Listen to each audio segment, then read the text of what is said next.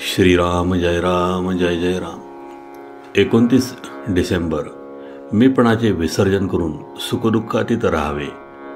भक्ती म्हणजे संलग्न होणे. विषयाकरता आपण परमेश्वराची प्रार्थना वगैरे केली तर ती विषयाची भक्ती झाली. परमेश्वराची कशी होईल? मीपणा आला की संकल्प उठतात आणि संकल्पात्मक विषय तेच मनात येतात. मीपणा ठेवून परमेश्वराची पुष्कळ सेवा केली तरी तीत कमीपणा आहे. प्रपंचाचा त्याग करून बैरागी होऊन मठ बांधला पण मठाच्या बंधनात पडला. देवाला दागिने घातले का तर त्याचे रूप आपल्याला चांगले दिसावे म्हणून. चांगल्या कृत्यात सुद्धा मीपणा कसा लपून बसलेला असतो बघा. थोडक्यात म्हणजे मीपणाचे विसर्जन केले पाहिजे. साधू करते पण परमेश्वराला देतात. वास्तविक आपण करते आहोत कुठे? आपण करते म्हटले परंतु मग आपल्या इच्छेप्रमाणे गोष्टी घडतात कुठे? पण नसलेले करते पण आपल्याकडे ओढून घेऊन माणूस सुखी किंवा दुःखी होतो. ज्याच्याकडे करते पण आहे त्याला ते देऊन आपण सुखदुःखातीत राहावे. हे सर्व ईश्वराचे आहे हेच सार वेदश्रुती सांगतात. हे सर्व रामाचे असून तोच सर्वांचा कर्ता आहे असे संत सांगतात. दोघांचेही सांगणे एकच. अशी भावना ठेवल्यावर सुखदुःख भोगावे लागणार नाही. मी करता नसून राम करता ही भावना वाढवणे हीच खरी उपासना. मी काही नाही, कोणीतरी बाहुली आहे असे समजावे.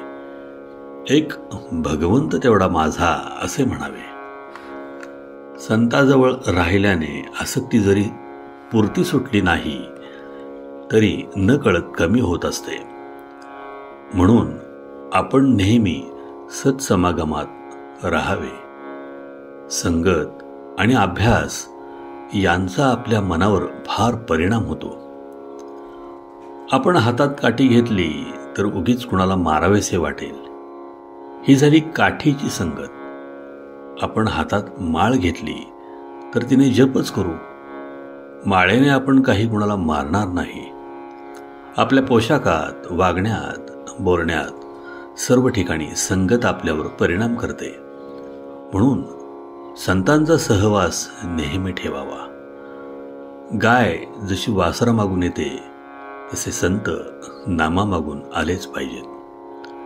ते नाम घेणाऱ्याला धुंडाळीत येतील आणि त्यांच्या मागोमाग भगवंत अर्थात आलाच म्हणून समजा. दवाखान्यात गेलेला रोगी जसा डॉक्टरच्या स्वाधीन असतो तसे आपण संतांच्या घरी गेल्यावर त्यांच्या स्वाधीन होतो. म्हणून संतांच्या संगतीत आपण गेलो की आपले कर्तृत्व संपले असे मानले पाहिजे. सत्संगतीने साधकाची वाढ होते. संतांना ओळखण्यासाठी अनुसंधानाशिवाय दुसरे साधन नाही. संतांना भक्तीचे व्यसन असते, ते नेहमी नामात असतात. संत हे भगवंता वाचून दुसरीकडे राहिलेच नाहीत म्हणूनच ते संत झाले, म्हणजे देवस्वरूप बनले. भगवंताचे नाम सिद्ध करून देणे हाच संतांचा जगावर सर्वात मोठा उपकार होय. प्रापंचिक लोकांना परमार्थाला लावावयाला संसारी संतच खरा उपयोगी पडतो. आजचे बोधवचन. सर्व काही रामाचे आहे असे समजणे म्हणजेच सर्वस्व रामास अर्पण करणे आहे. श्रीराम जय राम जय जय राम. जयाचा जनी जन्म नामार्थ झाला, जयाने सदा वास नामात केला. जयाच्या मुखी सर्वदा नाम कीर्ती, नमस्कार त्या ब्रह्म चैतन्य मूर्ती.